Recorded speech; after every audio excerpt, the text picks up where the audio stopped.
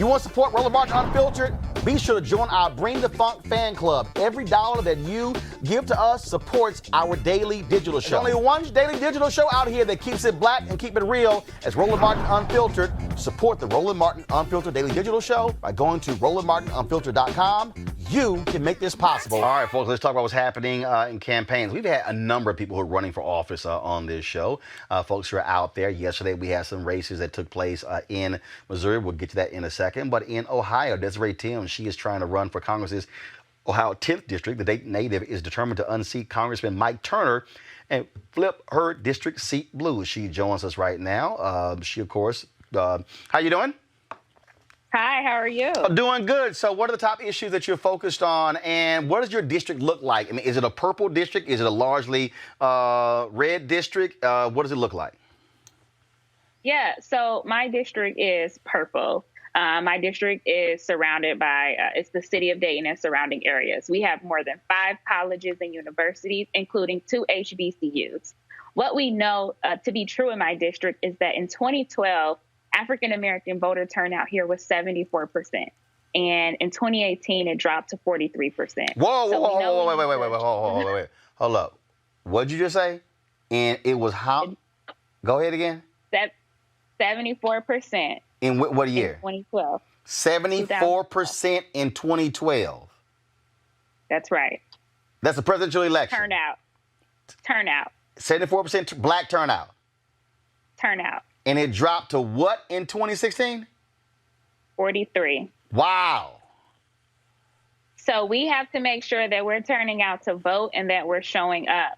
My Republican opponent has been in office for decades, and it's time for change. I'm the granddaughter of sharecroppers. I'm born and raised here in the great city of Dayton, and I'm a proud product of the Dayton public school system. And we're fighting for change and opportunity and hope.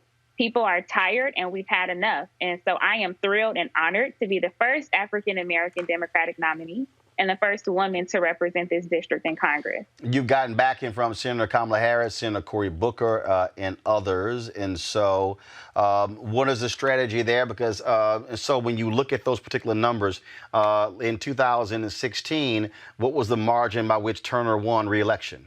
I'm sorry, 2018. Yes, he won by several points, and we know that we can't let that happen again. We have to make sure that we're turning out the vote. But more importantly, we have to make sure that in Ohio, where we've seen efforts to suppress the votes around election time, we see billboards that pop up in African-American communities from Dayton down to Cincinnati on I-75.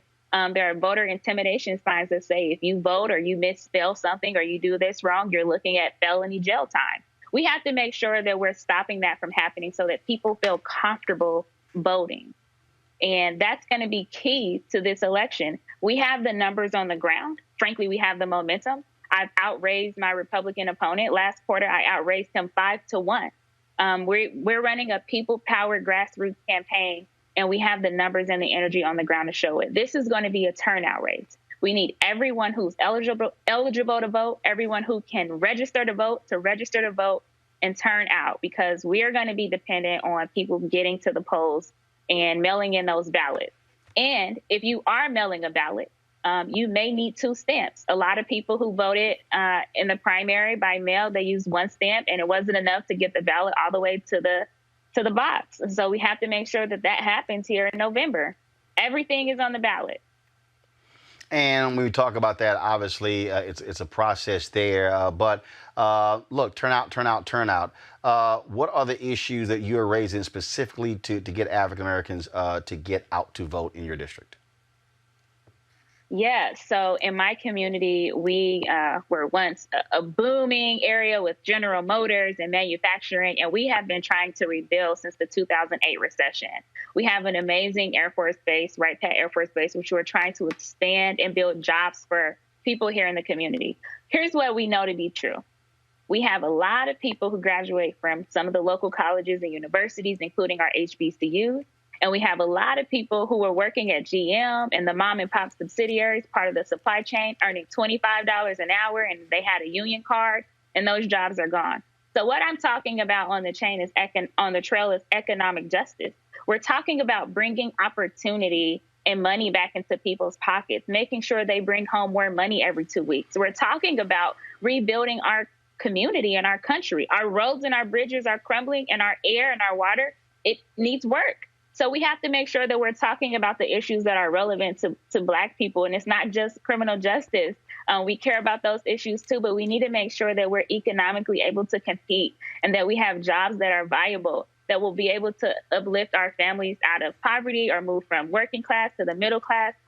Black people care about these issues too. And so that's what I'm talking about on the trail. And people are interested, and they want to see it happen. They're ready for federal investment back into our community. There has just been too much disinvestment over the past several decades, and it's time for action. And we're ready for that, and we want it, and we need it. All right. People get more information about your campaign. Yeah. So if you want to join our campaign, please visit my website, which is timsforcongress.com.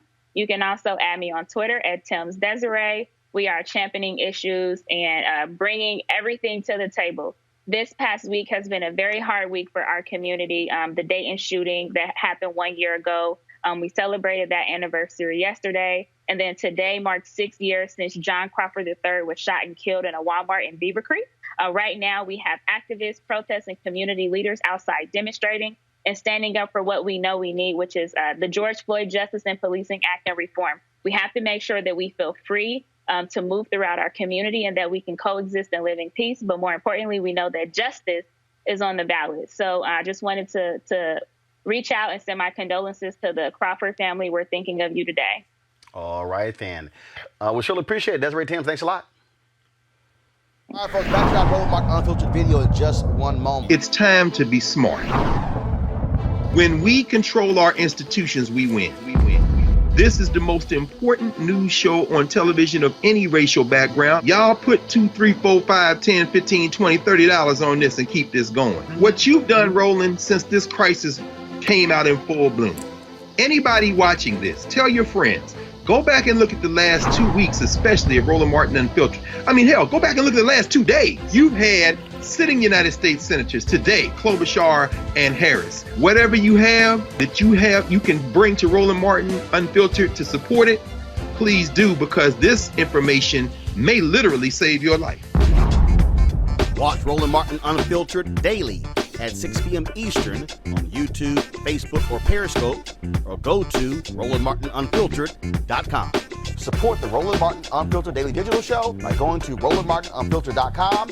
Our goal is to get 20,000 of our fans contributing $50 each for the whole year. You can make this possible. RolandMartinUnfiltered.com.